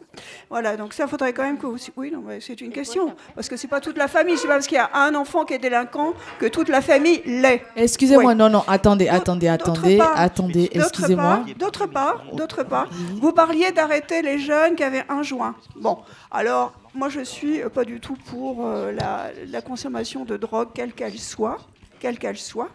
Et donc, effectivement, et vous les inscriviez, le plus dangereux quand même, leur casier judiciaire. Alors moi, arrêtez aussi les gens qui ont de l'alcool dans la rue et faites la même chose. Excusez-moi. Attendez. C'est la sécurité. On va être respectueux. Excusez-moi, on va être respectueux dans le conseil de quartier, s'il vous plaît. Contre l'alcoolisme est un danger. Excusez-nous, s'il vous plaît, on est dans un organe. On est là pour essayer de débattre, on n'est pas là pour essayer de se battre. L'alcoolisme n'est pas un danger autant qu'un joint. Madame, ah oui, alors il faut excusez-moi, madame, on va recentrer. Excusez-moi, vous tous, s'il vous plaît. On va recentrer le débat. Vous faites quelque chose contre les alcooliques dans la rue ? Non. Excusez-moi, madame, s'il vous plaît. On est en train de parler de la sécurité. On n'est pas en train de débattre des choix de la société ou de la politique parce que ça va aller dans trop de débats. Si vous mettez au casier judiciaire un gamin qui a un joint, je trouve que c'est quand même extrêmement grave. Mais on peut en débattre sur un autre sujet. Mais là, en fait, on est censé débattre de la sécurité parce que là, vous avez des interventions qui créent du désordre en fait dans tout le conseil de quartier. Donc, on va essayer d'éviter les sujets qui fâchent et se refocaliser sur la sécurité. Donc, est-ce qu'il y a des personnes qui ont des questions par rapport à la sécurité, pas sur des débats? Oui, par rapport à la sécurité. J'ai eu un problème. On a boulevard Lefebvre et la rue de Vaugirard. On avait mis une barrière pour séparer les piétons des cyclistes. La barrière, elle a été supprimée pour les Jeux Olympiques. Surtout qu'en ce moment, il y a des travaux et les cyclistes qui descendent à Touberzingue vous dire ah oui, mais on a un problème, il y a des piétons en bas. Et ils nous rentrent dans les piétons. Donc, je voudrais... et le kiosque qui était d'accord pour avoir cette barrière derrière est d'accord pour la remettre. J'avais déjà posé la question en préparatoire. Oui, tout à fait. Alors, j'en ai discuté avec l'adjoint au maire Jean-Yves Pinet, qui s'occupe de toute la partie voirie, qui nous a expliqué qu'en fait, cette barrière a été enlevée depuis un moment. Pour les Jeux. Depuis avant, apparemment. Et le problème, c'est qu'elle ne peut pas être remise parce que vous avez le kiosque à côté qui pose difficulté. Là, ils sont en train de faire des travaux sur toute cette partie-là. Et donc, il y a un vrai sujet. Mais c'est en cours de Oui, mais les cyclistes, ils vont vite et ils foncent. Et surtout qu'en plus, pour traverser en ce moment, au lieu d'avoir 3 mètres, on a 1,50 m. Donc, en fait, jusqu'au 20 décembre, Jean-Yves Pinet avait proposé que la circulation des vélos soit faite dans l'autre sens, c'est-à-dire qu'ils remontent de ce côté-là et qu'ils descendent de l'autre côté du boulevard. Ce qui aurait été plus sécurisant, mais ça a été refusé. C'est pas le code de la route.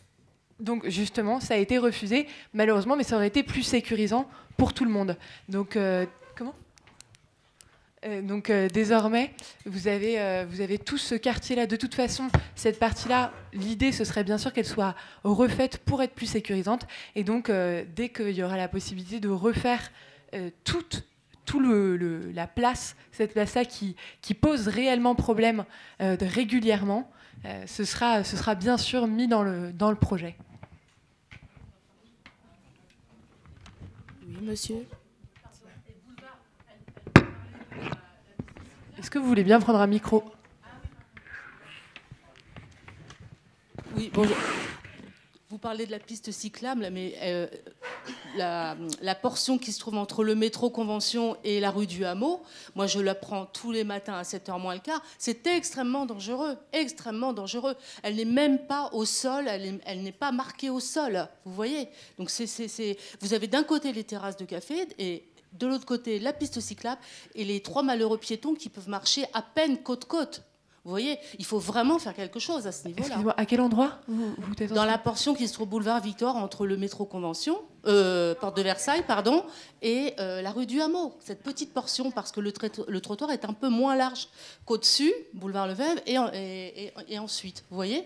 Voilà. Donc là, pendant les JO, j'ai vu des policiers verbaliser certains cyclistes. Mais là, il n'y a plus de policiers puisque les JO sont terminés. Donc c'est la débandade. Et vous avez les scooters aussi qui sont garés à ce niveau-là. Aussi, vous voyez ? Voilà. Non, mais c'est vrai. Je vois pas ce que ça a de drôle. Oh, excusez-moi, moi je roule à vélo, je suis respectueuse des piétons. Avant tout, d'abord des piétons. Excusez-moi, mais le terme de débandade... Oui, c'est la débandade, là, maintenant, porte de Versailles. Il n'y a plus de police. Bah, moi aussi, monsieur. Je suis désolée, mais c'est comme ça. Et puis, alors, j'ai une autre question concernant la sécurité, puisque c'était le sujet. J'habite donc rue du Hameau depuis à peine 1 an. Et vous avez tout à l'heure parlé de caméras et de lumière. Dans cette portion de la rue du Hameau, entre Croix-Nivert et porte de Versailles, l'éclairage est d'une faiblesse incommensurable. Et vous avez un immeuble Paris Habitat qui est... dans cette rue, où vous avez un petit recoin au niveau du pont de la Petite Ceinture. Et alors là, c'est donc urinoir permanent, déchets d'ordures permanents et évidemment les dealers. Et ça, c'est des fois jusqu'à 2h du matin. Moi, j'ai signalé ça plusieurs fois à la police. J'ai appelé le 17, je connais parfaitement bien ce numéro. Quelques fois, ils viennent. Et le samedi, on a aussi... Excusez-moi pour la longueur, je me dépêche. Et le samedi, on a le droit au cortège de voitures tout klaxonne, avec tir de, je ne sais pas comment on appelle ça, vous savez, de mortier. Moi, j'ai appelé un samedi, j'étais accroupie sur mon balcon tellement j'avais peur. Et personne ne fait rien. Et la rue est bloquée par toutes ces voitures, ces cortèges, avec les you-you et tout ça. Bon, très bien, c'est folklorique, mais nous, on a peur. Hein. Voilà. Donc, voilà, j'ai terminé. Donc, si on pouvait installer une caméra, vous voyez ? On va prendre plusieurs questions à la fois. Donc, il y a un monsieur derrière vous. Et puis ensuite, le monsieur. Donc, je connais bien effectivement cet endroit de la rue du Hameau, puisque j'y habite. Je suis content d'habiter là, mais effectivement, ce coin-là est absolument pourri. Il est signalé depuis des années par l'association des locataires de cette grande résidence Paris Habitat. Et tout le quartier vient déposer ses encombrants devant la résidence, parce qu'il y a plus de place que rue de Cadix en face ou dans les autres coins. Ah bah oui, tout le temps. Donc on est, nous locataires sur la rue, on n'arrête pas effectivement de se servir dans ma rue. J'allais évoquer justement dans ma rue. On rêverait qu'il y ait une caméra, parce qu'entre effectivement les gravats que mettent tous les gens qui ne sont pas justement de notre résidence, le deal, tout ce que vous voulez, les gens garés n'importe comment, c'est vrai qu'on rêve d'avoir une caméra à cet endroit-là. Donc, pour revenir effectivement sur les points que je voulais aborder, pour rester sur des choses qui concernent le conseil de quartier et qui ne sont pas du ressort de l'Assemblée nationale, n'est-ce pas, et des décisions qui nous dépassent. Moi, je voulais d'abord parler de choses dont je suis très content. Je viens d'évoquer justement dans ma rue. Alors, dans ma rue, en fait, au dernier conseil de quartier, dernier avant-dernier, j'étais là. J'ai dit tout le bien justement que je pensais être dans ma rue, parce que j'utilise très souvent. Et ce qui est formidable, c'est qu'on a un suivi. Parce que c'est bien de signaler des choses, mais quand en plus, effectivement, on nous répond, alors quelquefois des semaines après, hein, parce qu'il faut que le boulot soit fait, mais qu'on nous dit ça a été fait avec une photo de l'endroit, et ben chapeau, ça c'est effectivement un service formidable, un vrai service public, et je l'applaudis, et c'est formidable. Voilà, c'est un modèle dans ma rue. Je voulais aussi dire pour les JO, ça a été super, effectivement, ça s'est très bien passé, que ce soit devant la mairie ou ailleurs.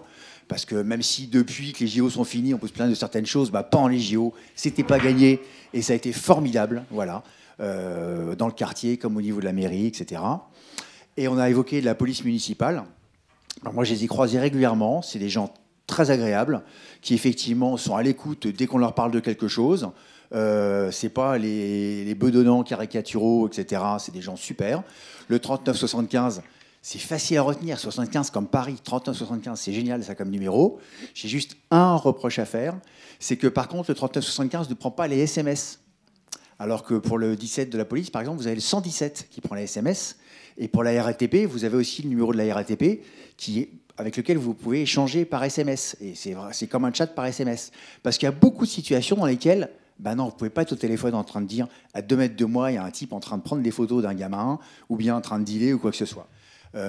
Donc la police nationale, comme la RATP le font, il faut vraiment penser à ça pour la police municipale, qui a beaucoup de qualités, ne peut pas tout faire. Il ne faut pas oublier non plus que la police municipale, elle ne peut pas contrôler les identités. Elle est obligée de l'appeler la police nationale pour ça. Donc quand elle tombe effectivement sur des petits loulous, elle ne peut que leur demander « Comment tu t'appelles ?» Et puis s'ils répondent « Je m'appelle Donald Trump », ils sont obligés de noter Donald Trump. C'est comme ça, c'est la loi de l'Assemblée nationale. Si, cher monsieur, on a les prérogatives de relever l'identité. C'est ça, de relever. Vous pouvez leur demander, le noter. Vous ne pouvez pas le contrôler. Vous ne pouvez pas leur demander, en fait. Ils peuvent vous dire ce qu'ils veulent. Ah non.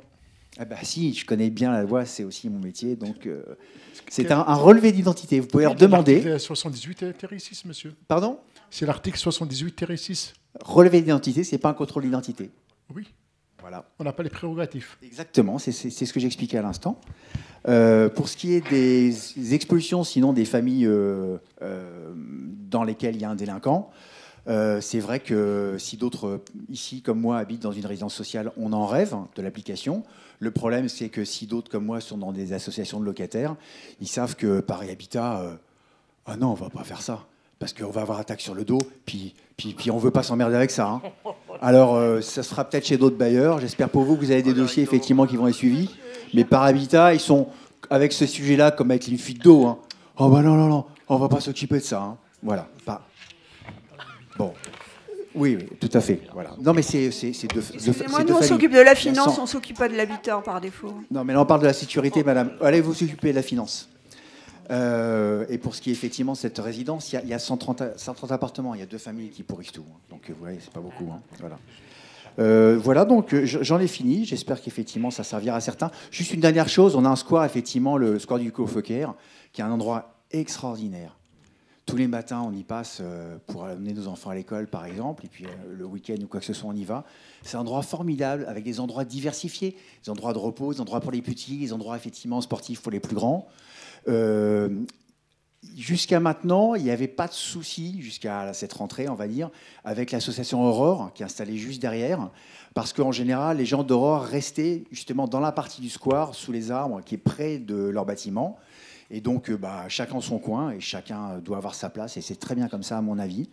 Et depuis la rentrée, par contre, depuis septembre, et j'en ai parlé évidemment au 3975, il y a pas mal de soucis, donc il faudrait sans doute effectivement réexpliquer aux gens d'Aurore qu'il y a des règles non écrites, mais pour que tout le monde puisse effectivement profiter de ce square sans créer de soucis et de stress. Et notamment, pour reprendre par contre effectivement un sujet que Madame a abordé tout à l'heure, les canettes de bière au square du Clos-Feuquier en plein après-midi, de quelqu'un qui attend l'ouverture ou la fermeture d'Aurore, non, c'est pas possible. Voilà. Je pense que les canettes de bière, ça n'a pas sa place, et le règlement l'interdit normalement dans les squares municipaux. Voilà, c'est tout. Je vous remercie de votre écoute. Merci. Peut-être déjà pour répondre à cette nouvelle salve de questions, je vais commencer par la fin. D'abord sur le 3975 et ce que vous avez dit sur Dans ma rue et la police municipale. Merci beaucoup. Effectivement, on met un point d'honneur dans le 15e arrondissement. Je sais que ce n'est pas le cas partout, à traiter 100% des demandes qui sont faites sur Dans ma rue. Vous pouvez être sûr que l'intégralité des demandes, alors effectivement ce ne sera pas fait peut-être dans la journée ou dans les 48 heures, mais ce sera fait dans tous les cas dans les jours et les semaines qui suivent et vous aurez un retour, donc je vous invite vivement à utiliser cette application. Ensuite, sur pourquoi on ne peut pas faire de SMS à la police municipale, en fait c'est lié aussi à la philosophie de la création de la police municipale, c'est-à-dire que la police municipale n'est pas une police qui a les mêmes droits que la police nationale, elle n'est pas censée intervenir en cas d'urgence pour une problématique type criminel, viol, trafic de stupes, etc. Donc c'est pour ça que ce qui peut justifier l'envoi d'un SMS plutôt que d'un appel, ça ne s'applique pas par rapport aux prérogatives de la police municipale. Je ne sais pas si vous voyez ce que je veux dire. Donc c'est pour ça que ça fait sens pour la nationale, moins pour la municipale. Ensuite, sur les expulsions, sur Paris Habitat, bon, je ne veux pas trop épiloguer là-dessus, mais en tout cas, ça bouge récemment. C'est en train de bouger, notamment de la part de ce bailleur que vous avez évoqué. Et on est en train d'essayer... Ah, je peux vous dire qu'on ne lâche pas. On lâche pas. Mais bon, on y viendra et ça prend du temps, c'est compliqué. On a des barrières qui nous sont mises parfois, mais on continue de se battre et je sais que le maire en fait une priorité. Donc j'espère avoir des résultats prochainement à vous annoncer.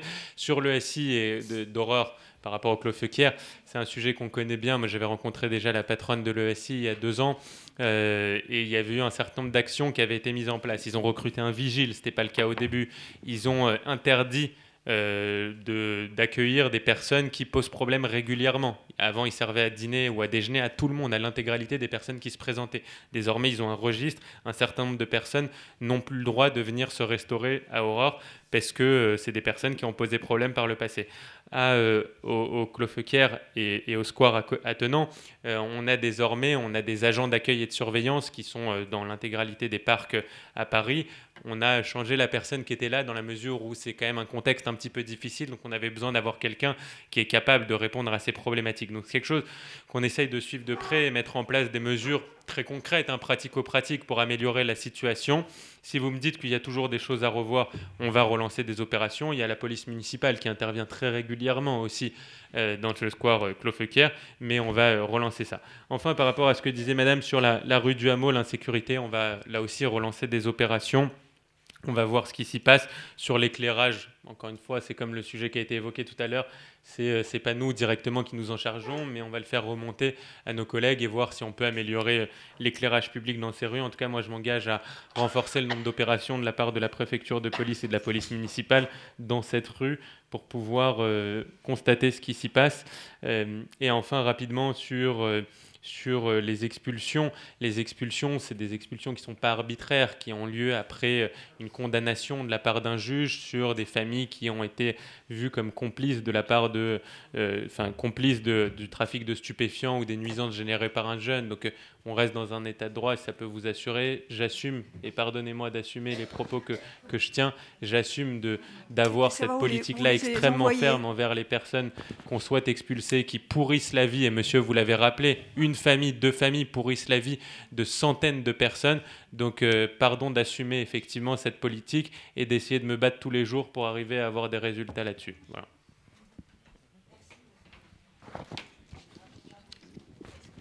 Excusez-moi, ma question c'était juste où vous les mettiez et pas que vous les expulsiez forcément. Hein. C'était très clair ma question. Bonsoir. On va être respectueux dans le conseil de quartier, s'il vous plaît. Et est-ce que d'autres personnes ont des questions? Il y a monsieur, je sais plus. Je crois qu'il y avait d'abord le monsieur avec la doudoune verte. Oui. Oui. D'abord le conseil de quartier. Ok. Du coup, d'abord. Vous allez parler des Jeux Olympiques, des retombées des Jeux Olympiques et Paralympiques en même temps. Et il y a des grands projets sur l'accessibilité du métro, mais on pourrait être un petit peu plus humble et faire quelque chose au niveau de la voirie. Parce que là, vous avez énormément de chantiers dans le 15e.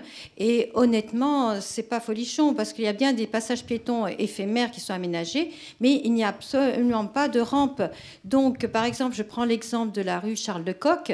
Donc, le PMR qui vient de la rue Le Courbe jusqu'au bout de la Croix-Niver, il ne peut pas continuer. Il est obligé de revenir dans l'autre sens jusqu'à rue Le Courbe. Donc, ce serait bien que le travail soit bien fait quand même. C'est-à-dire qu'à partir du moment où on fait le passage piéton, on met en même temps la rampe et de chaque côté, on met une barrière. Parce que sinon, s'il n'y a pas ça, il y a une voiture qui se gare gentiment dessus.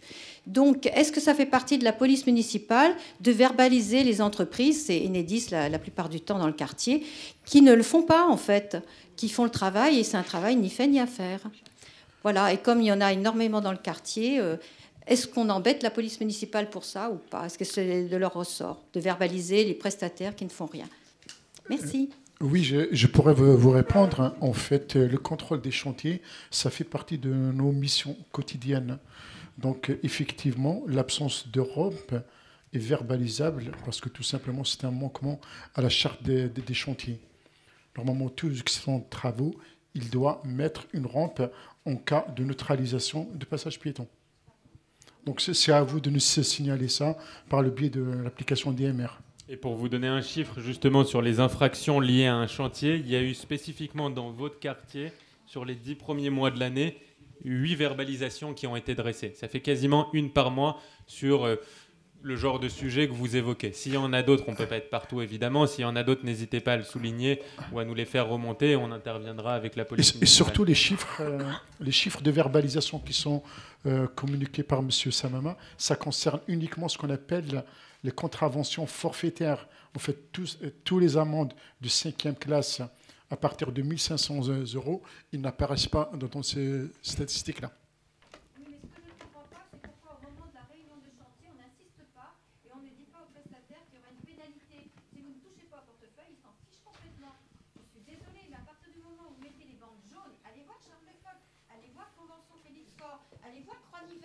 Il y en a plein.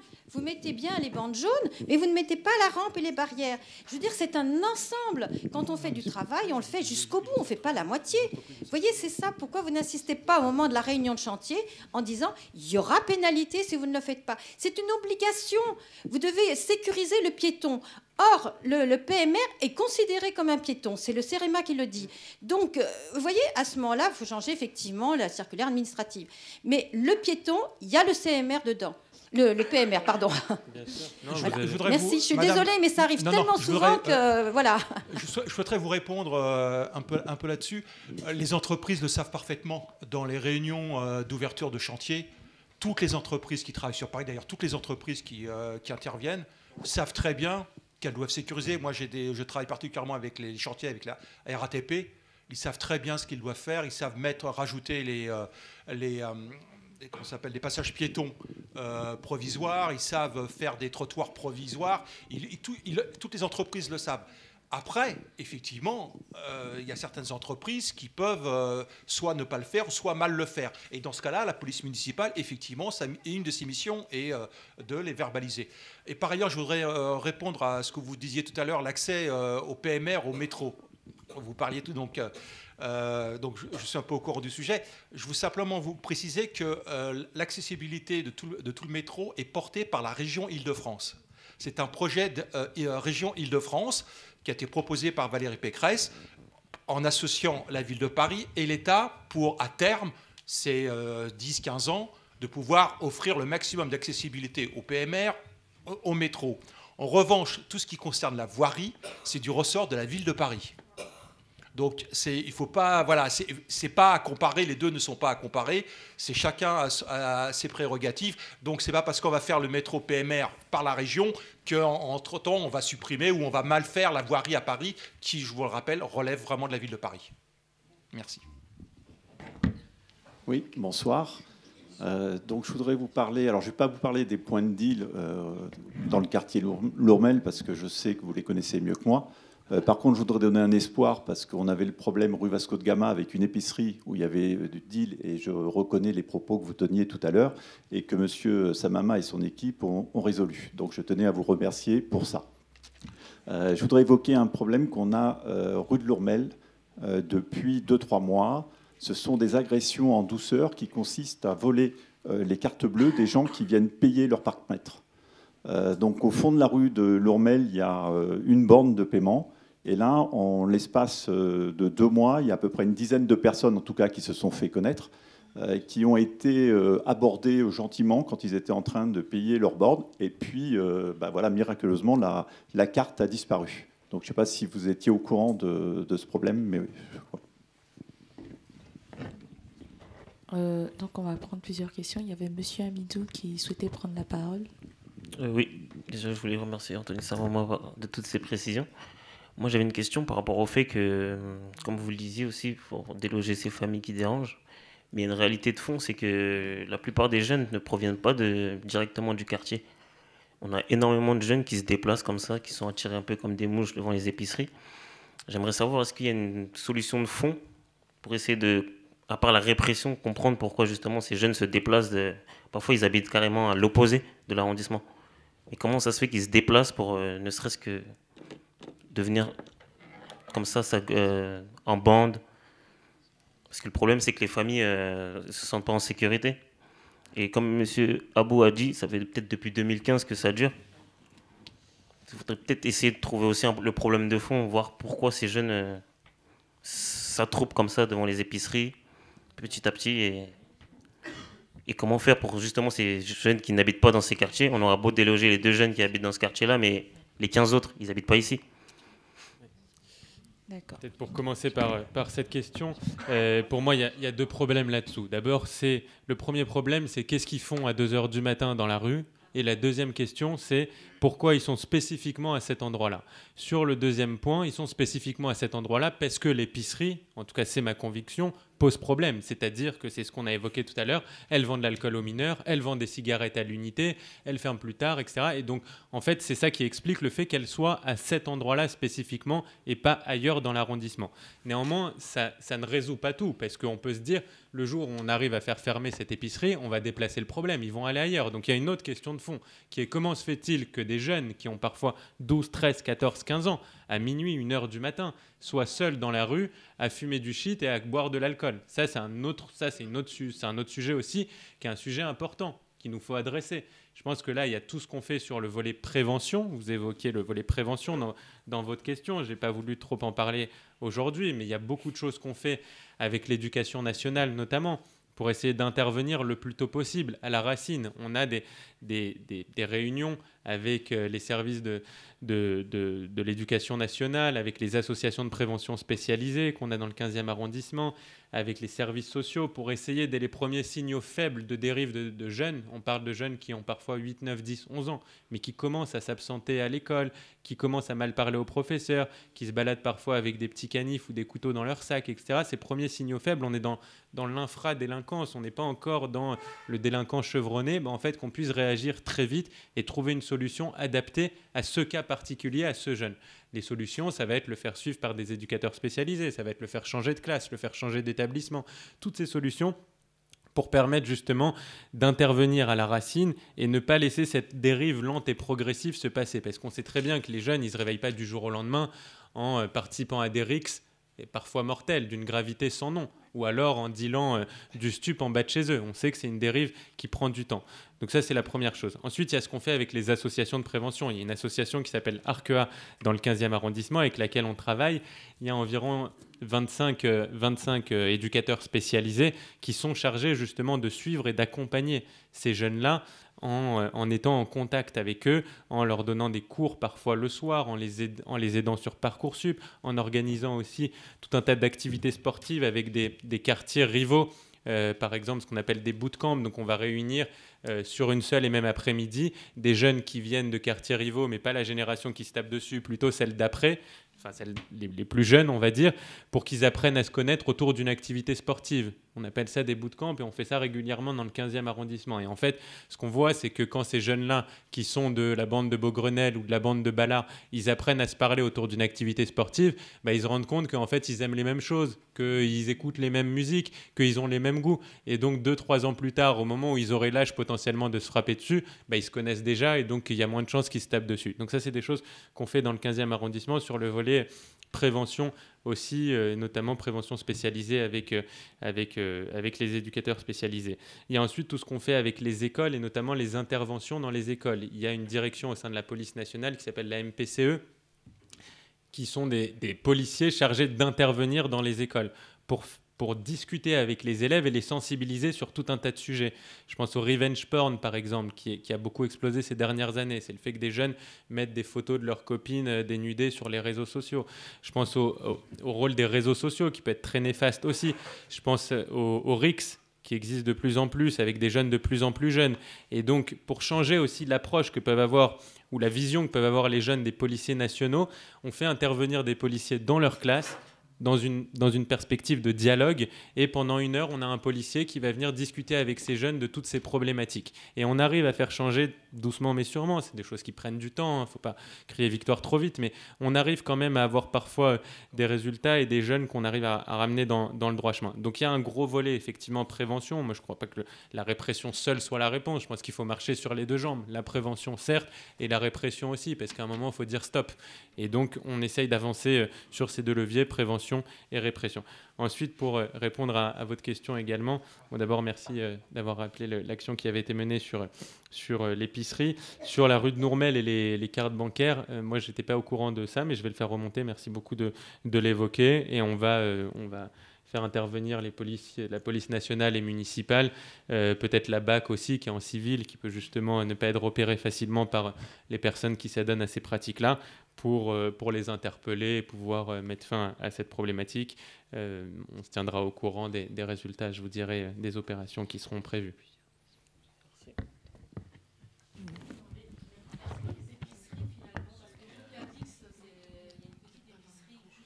Excusez-moi, est-ce que vous pouvez prendre un micro, s'il vous plaît? Merci.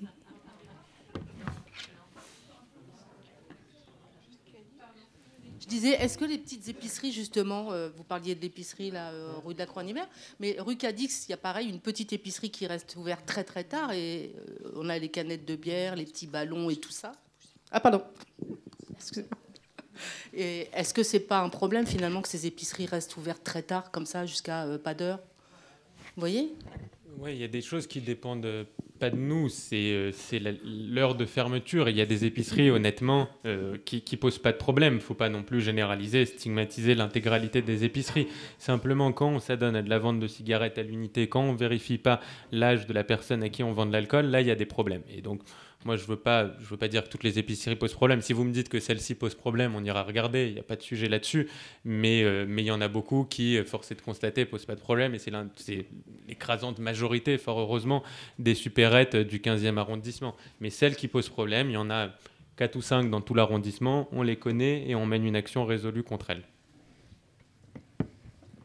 On va prendre plusieurs questions. Bonsoir. Vous m'entendez? J'habite au 361 rue Le Courbe, qui est une grande résidence de 250 appartements qui donne sur la petite ceinture. Et l'intégralité de nos problèmes de sécurité viennent de la petite ceinture. C'est-à-dire de forme fréquent et depuis longtemps le jet de ballast. Comme on est en contrebas par rapport à la petite ceinture, il y a des enfants seuls ou des jeunes qui s'amusent à acheter des bons morceaux de ballast vers notre résidence. Par chance, jusqu'à présent, il n'y a jamais eu de blessés, mais on a eu des dégâts importants, des portes en verre explosées. Bon, le deuxième point, ça c'est plus récent et c'est heureusement peu fréquent, c'est un cambriolage où, d'après nos caméras de surveillance, on voit que les 2 personnes qui sont rentrées dans la copropriété sont venues de la petite ceinture. Bon, après, comme on est en ravalement, ils ont profité des échafaudages pour monter dans les étages. Voilà. Est-ce qu'il y a des choses envisageables pour le troisième point? Je n'ai pas parlé, c'est moins sécurité, mais c'est quand même assez gênant.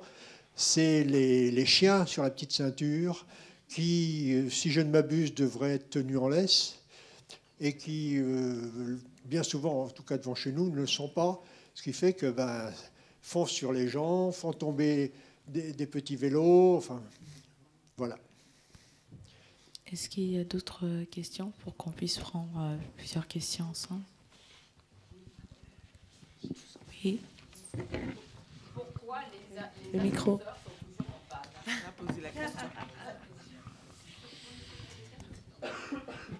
Oui, pourquoi les ascenseurs sont souvent en panne et en fait ils sont vandalisés, et qu'est-ce qu'on peut faire par rapport à ça, à part une caméra de surveillance? D'accord. Est-ce qu'il y a une autre question dans la salle, s'il vous plaît?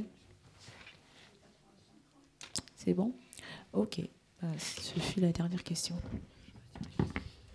Oui, sur la petite ceinture et les choses qui sont jetées par les jeunes justement sur votre résidence, vous faites bien de me le signaler. Je pense que le plus simple, parce que c'est quand même quelque chose qui est très conjoncturel, j'ose pas croire que c'est tous les jours de 18h à minuit.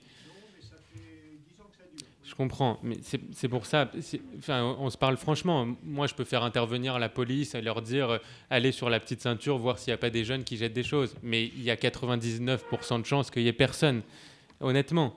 Donc, pourquoi pas? Moi, ça ne me dérange pas de le faire. Mais ils ont sans doute mieux à faire pour avoir un lot de consolation qui sera sans doute très maigre et le fait de tomber au mauvais moment. C'est pour ça que j'insistais tout à l'heure sur le 17 et l'appel au 17. Le mieux, c'est véritablement d'appeler le 17 le jour et le moment où il y a ces jeunes qui sont présents en train de jeter des choses pour qu'on puisse intervenir et les interpeller en flagrant délit, parce que sinon, on ne va pas réussir à mettre la main dessus. Ensuite, sur les cambriolages qui viennent de la petite ceinture, c'est une priorité. Je vous ai dit, en toute sincérité, on a eu beaucoup de cambriolages cette année dans le 15e arrondissement. On est en train d'avoir des meilleurs chiffres. On a fait baisser de 8% dans votre quartier spécifiquement les cambriolages. Donc c'est quelque chose sur lequel on travaille beaucoup, beaucoup, beaucoup. Je peux vous dire que les effectifs de la BAC qui sont en civil le soir dans le 15e, elles mettent un point d'honneur à travailler spécifiquement sur les cambriolages.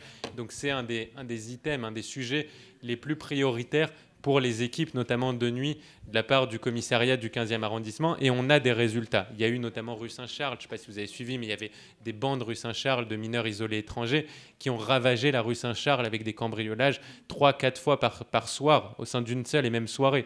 Des jeunes qui n'étaient pas français, qui se disaient mineurs, et on avait peu de prise sur eux. On a réussi aujourd'hui à les faire partir et à considérablement faire chuter le nombre de cambriolages dans le 15e. Donc que vous dire si ce n'est que c'est une des priorités de la part de la police et qu'on intervient beaucoup là-dessus. Sur les chiens non tenus en laisse, c'est quelque chose sur lequel la police municipale peut intervenir. À Cambronne, par exemple, il y a un petit square aussi sur la place Cambronne où les chiens sont censés être tenus en laisse. Il y a 99% des propriétaires de chiens qui ne les tiennent pas en laisse. On est beaucoup intervenu avec la police municipale, d'abord avec de la pédagogie. Il ne faut pas tout de suite, je veux dire, ce n'est pas des grands criminels, je pense qu'il y a d'autres priorités, mais d'abord avec de la pédagogie, puis ensuite avec des amendes et des verbalisations. Et je peux vous dire que la situation s'est calmée. Donc on peut tout à fait prévoir des opérations de la part de la police municipale sur ce sujet-là et essayer d'avoir cette action contre ceux qui laissent les chiens dans la nature sans les tenir en laisse. Et enfin, sur les ascenseurs qui sont toujours en panne, ils sont en panne, vous me confirmez? C'est bon? Pas actuellement. Ok, bon, on va regarder. Bon, ok, on va regarder, mais bon, dites-le moi le jour où c'est en panne, parce que là, on ne peut pas faire grand-chose de manière préventive, mais le jour où ça tombe en panne, faites-le remonter à Ségolène ou à moi directement, on interviendra rapidement. Pour en revenir aux ascenseurs, 30 secondes, il y a simplement maintenant une application qui est devant les ascenseurs disant quel est l'état on peut signaler quel est l'état de l'ascenseur. D'accord, très bien. Bon, encore plus pratique que votre serviteur.